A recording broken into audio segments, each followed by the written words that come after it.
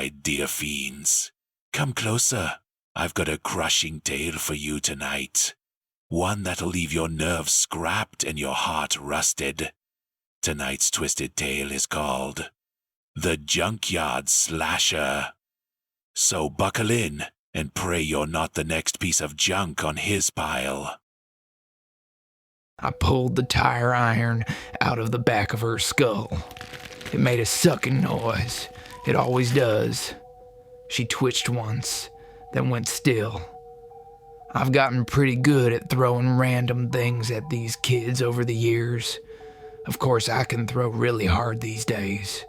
When I was alive, I doubt I could have thrown anything hard enough to completely shatter a skull. Maybe it would have knocked someone out, or just hurt real bad, but not this. She's pretty too, or she was at least. Just as I start dragging her back toward the car crusher, her dumbass boyfriend rounds the corner of the old Merrick High School bus that's been totaled here since '68. He slides to a stumbling stop, almost falling when he spots me. He turns to run, then spots his girl, her hair bunched in my fist, dragging behind me.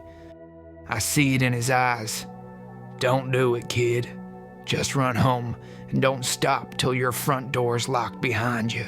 But he doesn't. He cries out in anger, jaw locking tight, and charges me. And now I see he's gripping some kind of long, rusted spike. Where the hell did he find that? I've never even seen it before. I'll have to set that aside for later. I drop the girl's hair and wait like a statue. He's right in front of me now. I can see the anger and bravery gleaming in his eyes. It's refreshing. Attaboy. Avenge your lover. He drives the rusty spike deep under my sternum. I think it even hits my spine. Black chunky liquid pours out of my mouth and under my old Weldon mask. "Fuck you," he yells, glaring up at me. Impressive. He's full of piss and vinegar. Okay, it's getting late.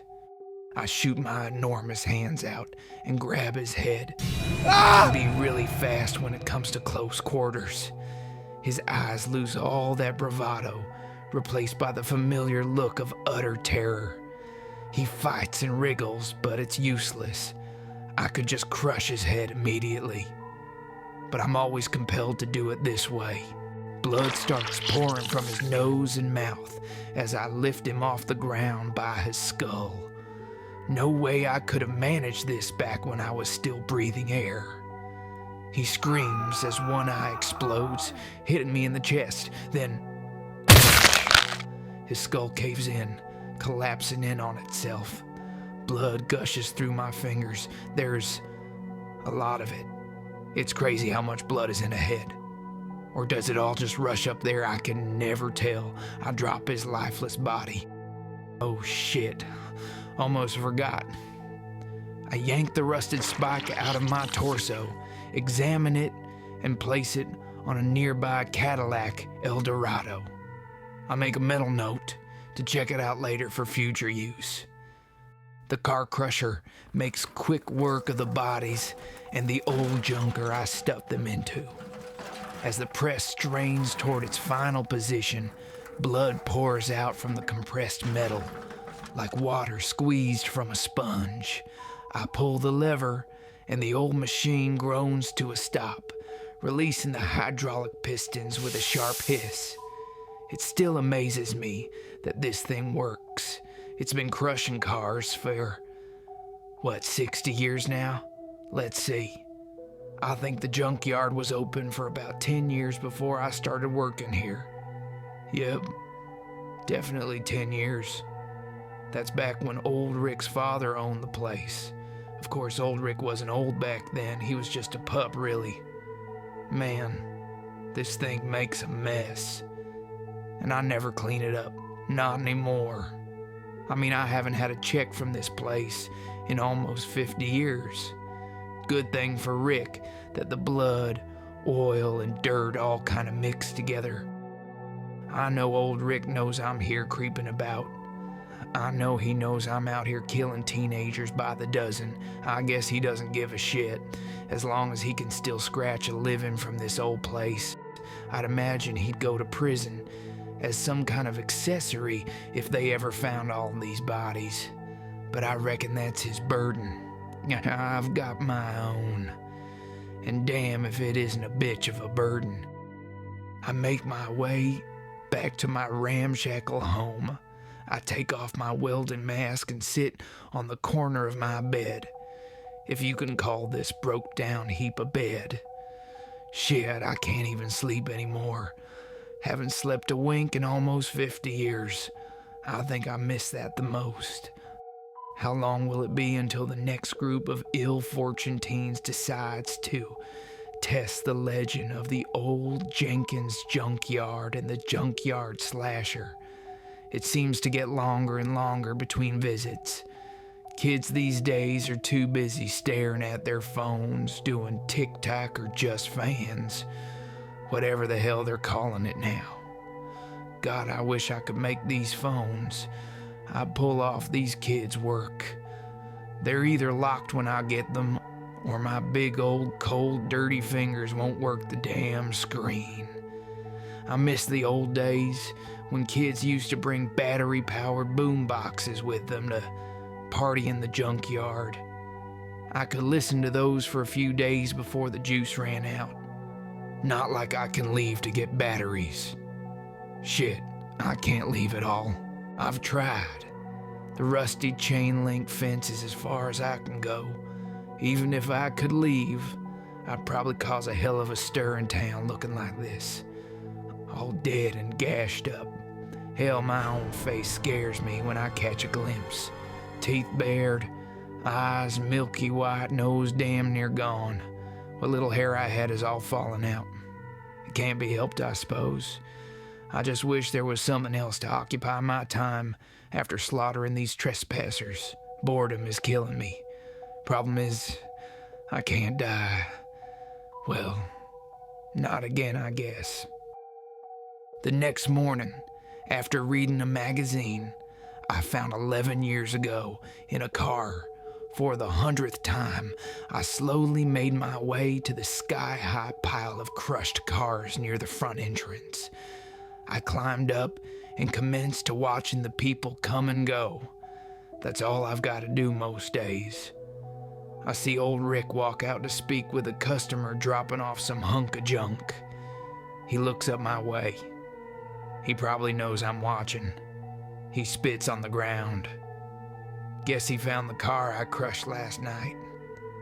I can hear him talking casually with the customer, pointing him toward the drop-off area. This repeats itself a dozen times. Good money made today. Just before closing, I look down and see a swarm of ants has found their way up to me and are eating away at my leg. Guess I'll climb down. But just then, I see a fancy jacked-up truck pulling a trailer roll in. Old Rick looks at his watch, then back up toward my direction. It was getting late. I think he thinks I only kill after dark. And that's kind of true. The fact is, I'm only compelled to butcher people who break in after hours. I can't help it. No way to stop it. I've tried. I wonder if he stayed open 24 hours a day if I could stop. Damn, if I could speak. I beg him to consider it. I listen to the young guy who jumps out of the truck. He looks like a jack-off. Poofed up curly hair, smart-ass smile, and tattoos all over his arms. Things have changed over the years. Even though he and Rick are a good ways off, I can hear them clear as day. My hearing's better than any living person's, I guess. It's damn well supernatural. Helps me hunt down these little shits, I think. The boy's telling old Rick he's heard there's a beat-up Mustang he wants to buy for parts. Rick looks more aggravated than usual. He's shaking his head. I've never known Rick to sell something. He's a bit of a hoarder. Always has been. I know he feels like this whole junkyard is his personal collection. Imagine that.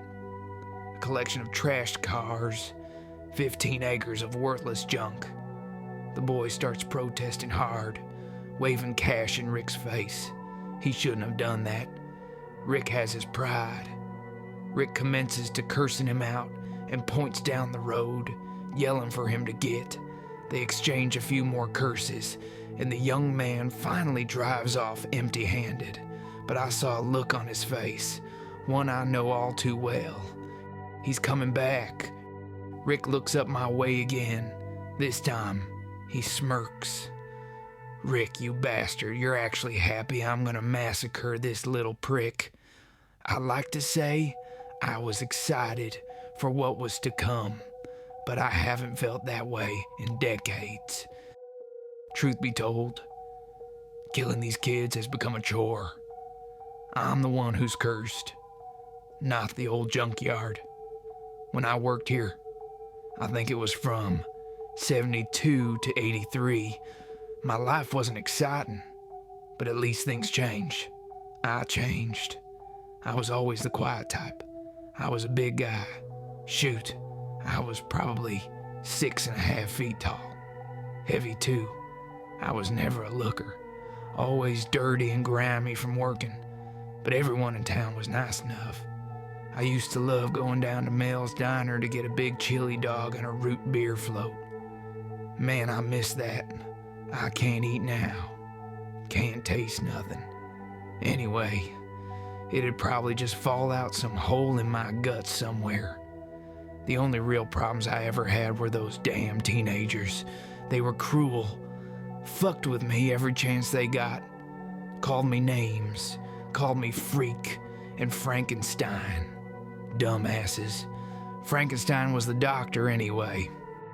They kept breaking into the junkyard at night to party and smoke dope. Old Rick's daddy sent me over one night to stop it. I didn't want to, but he was the boss after all. I found them all at the back lot, huddled around a fire they'd made, passing a liquor bottle around. I could smell that skunk weed a mile away. When I walked up on them, they all jumped, scared shirtless, but after telling them to leave, I could see the boys getting more and more brazen, trying to show off in front of their girls. They started berating me, throwing things. I could have fought them, but I wasn't the type to do that. I took off, and they chased me, hurling rocks and scrap metal at me. I was hurting and running out of breath. I climbed up a pile of scrap. That's when a bottle hit me square in the back of the head. I don't remember much after that. I can faintly remember tumbling down the pile, getting cut up all over on my way. Then darkness. I remember hearing them talking above me in a panic and dragging me to the crusher. After that, it's a blank, but I'm guessing the crusher didn't work perfectly for once. Then I was conscious again, and I knew something was different. I felt an anger swell in me, something fierce. It was like 1,000 little hellish voices were screaming at me. Vengeance. Kill them. Slaughter them. Arise. Something like that. When my eyes popped open, I sat up and saw Mr. Jenkins, Rick's daddy, staring at me. His face was wide and his mouth hung open. Then he fell backward, stiff as a board, dead. Heart attack, I imagine. Ever since then, Rick's been running the place. Guess he owes me that at least. I knew I was dead, or undead, or whatever the hell I am. I saw my reflection in a car window. Boy, it was bad. I decided to don an old, rusty welding mask I found lying around. That first week, I was pacing around this junkyard like a shark. I was hungry and ready. Lo and behold, not 2 weeks later, those teens who left me in the crusher came back. Boy, I bet they wish they hadn't. I rushed into them like an angry bull, tore arms out of sockets, broke bodies across rusted car hoods. One fellow I split clean down the middle, long ways, with a fire axe I'd laid nearby. No one survived. I had my revenge. I expected to fall dead again, or dissolve into smoke or something, but it never came. But every time a group of kids broke in, those little voices would start up, and I'd comply. For the first 10 years or so, it was great. I got creative, stalked them down, planned out my kills. Every once in a while, some spunky, kind-hearted girl would find some way to kick my ass and get out as the sun was rising. I didn't mind none. Shit, after what I put them through, I figured the girls deserved to get away. But as the years dragged on, I lost interest. The world just kept moving around me, and I was stuck. The teens kept getting shittier, uglier, dumber even. It wasn't a challenge. Then the intrusion slowed. Less and less. In fact, sometimes years went by with no one coming at all. And worst of all, it's been at least 15 years since some kid managed to best me. No strong-willed survivor types. Can't these kids figure out something at the library to defeat me? Lift this damn curse. The next weekend, around 1 a.m., I guess, the voices in my head started up again. Yeah, I know, someone was in the junkyard. It didn't take long to find them. Same fancy jacked up truck and trailer. Loud music blaring out the windows. They weren't even trying to be sneaky. They pulled to a stop near that old red Mustang. He's got friends with him. A whole truckload. A blonde bimbo type jumps out of the passenger side. I'm guessing girlfriend. She's smoking one of those computer cigarettes that taste like fruit. 3 others climb out of the back seat. 2 more girls and another guy covered in tattoos. He's even got an earring. Things have changed. One girl looks just like the front seat girl. Her butt's big as a spare tire. Ladies never had butts like that when I was coming up. The final girl is different. She's got short brown hair, less makeup, and her face says she knows this is wrong. You got some bad friends, don't you, girl? They make their way, hauling a winch toward the Mustang. That's my cue. Let's get this over with. I crept my way down and watched them from behind an old rusty van that used to deliver flowers. These guys could barely get the winch hooked up right. If I don't hurry, they're liable to pull down a mountain of scrap onto themselves. I wish they would. Save me the trouble. No one's looking my way. They can't hear my footsteps over the music. The truck headlights light them up like a glowing fishing lure. I guess I'm the fish. Bimbo Blonde has her back to me. Just as I reach her, she must have noticed her shadow get eclipsed by mine. She turned, and I drove the rusted spike hard into her open mouth and out the back of her head. She fell backward as fruit-flavored smoke escaped her mouth and the back of her skull. The spike hit the dirt first, and her head slid down it in a stuttering motion. The other blonde screamed and took off. The brown-haired girl turned and ran too. Both of the tattooed guys turned around, still unaware of what was happening. "What the fuck?" the closest one yelled out. He rushed me. Stupid. Punched my arm straight through his chest. He froze, spitting blood from his mouth. I fumbled around inside and found his spinal cord. I clutched it and yanked hard. He folded in half backward, crumbling to the ground. Poofy hair wasn't so brave. He took off with no regard for his friends.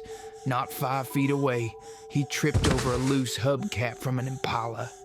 I think he twisted his knee up bad, because now he's just trying to crawl away at a snail's pace. I grabbed the hook and metal line from the winch and walked it over to him. He's bleeding, and crying. But all I can hear is that awful music from his truck and the hellish voices screaming at me. I wrapped the line around his throat tight and jammed the hook into his mouth. I turned on the winch. I know how to work a winch. It whined, pulling him closer and closer. He pulled and kicked, but I know how to hook up a winch. When his head finally reached the gearbox, it only strained a second, then tightened enough to rip his head clean off. His neck stump sprayed 3 feet in the air.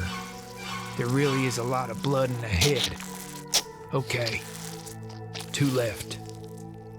I started looking for the other blonde. It didn't take long. I spotted her squatting behind a stack of busted washing machines, trying to hide. She was trembling so bad the machines were rattling around her. She saw me and shrieked like a tea kettle, then took off running in those platform sandals. I followed, strolling behind her. No need to rush. She was doing half my work for me, tripping over debris and bumping into fenders. About 30 yards ahead of me, she rounded a Freightliner and vanished from sight. No worries. I could hear her opening a heavy metal door, probably on the old Packard that was moored nearby. Yeah, she's in the Packard. I'm not in the mood for theatrics, so I just snatched the door open. She's screaming and kicking inside. I grab her by the hair and force her head down into the door jamb. I slam the heavy door under her head. Her screaming stops. She gurgles blood from her mouth. Again, I slam the door, and again, and again. Her brains pour out her ears. Not even a dent on the door. They don't make them like this anymore. All that's left is the girl with the short brown hair. The voices are screaming now. Like I don't already know what they want. But I can already sense this one will be different. I've felt it before, in the past, when the other girls escaped. There haven't been many. Scarcely a handful in all these years. They have, like this aura, a presence helping them.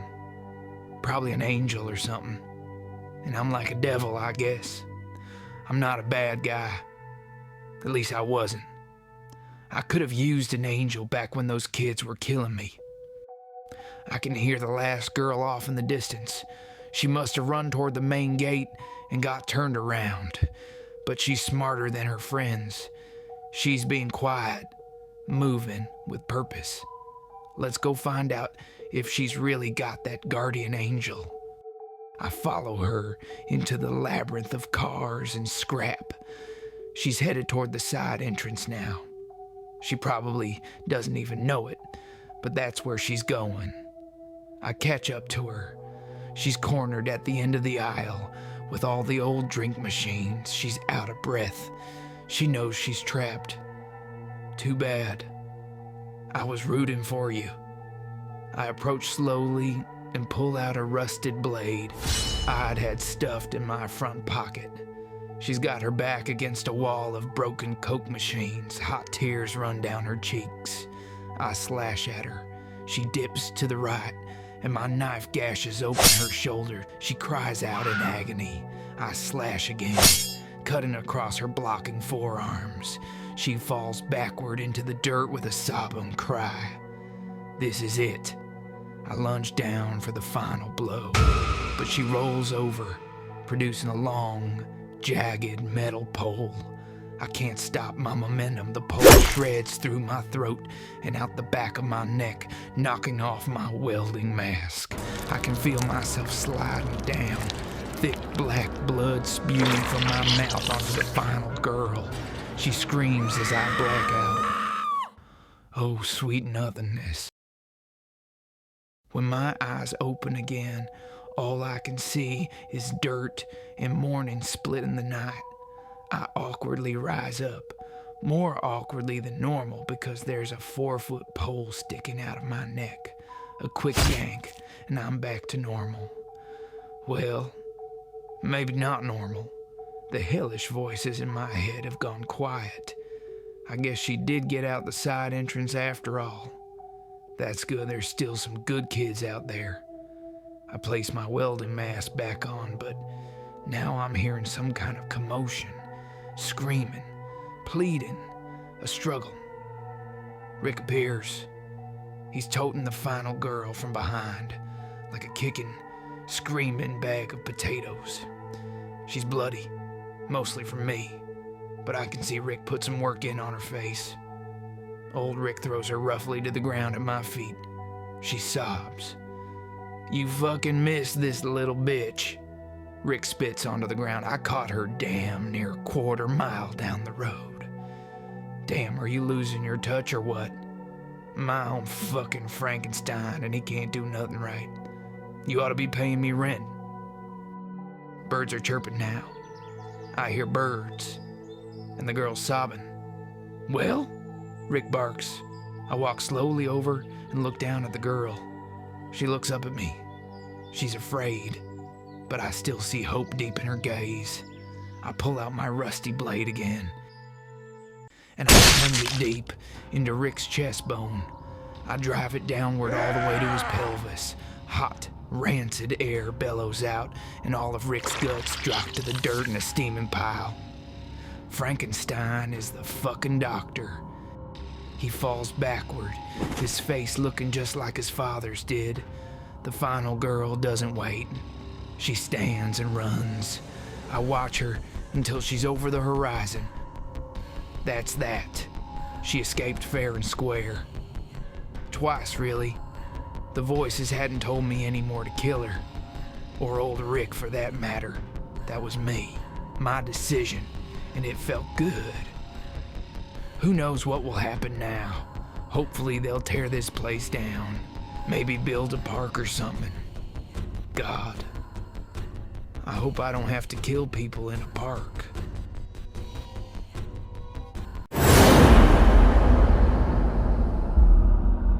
The veil draws shut once more, and our guest from beyond fades into the hush of candlelight. You've done well to linger this long, friend. Not everyone has the stomach for such company. But should you ever feel that cold breath on your neck, or hear a whisper that don't belong to the living, just return here to the Séance Society, where the dead speak and the living listen. Like and subscribe to our channel for more ghastly tales. Oh, and don't forget your creepy cocktail recipe. It's buried down in the description.